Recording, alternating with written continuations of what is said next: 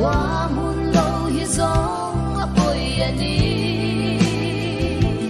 tu ma reng hian ka chan min don pui si lo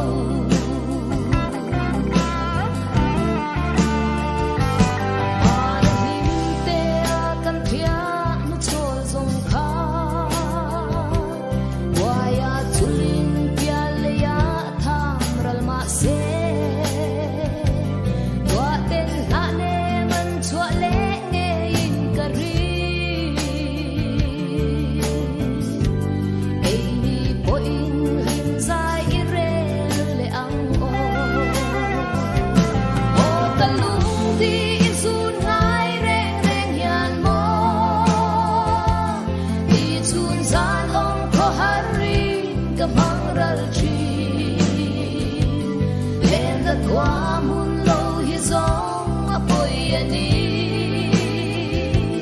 tu ma reng hian ka chan min don pui si lo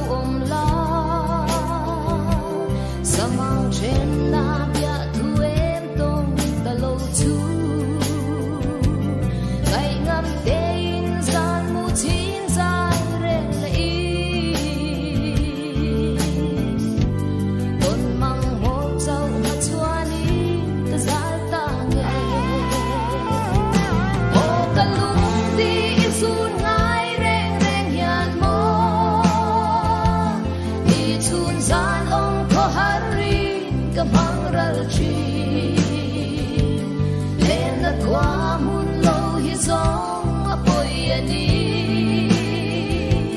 tu ma reng hian ka chan min don pui si lo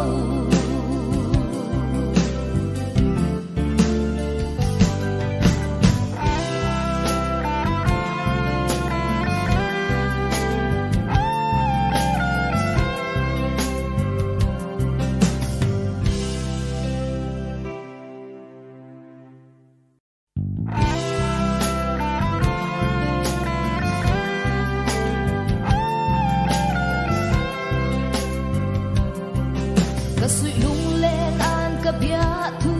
i to na oi te shilin lan thei lo che ma ila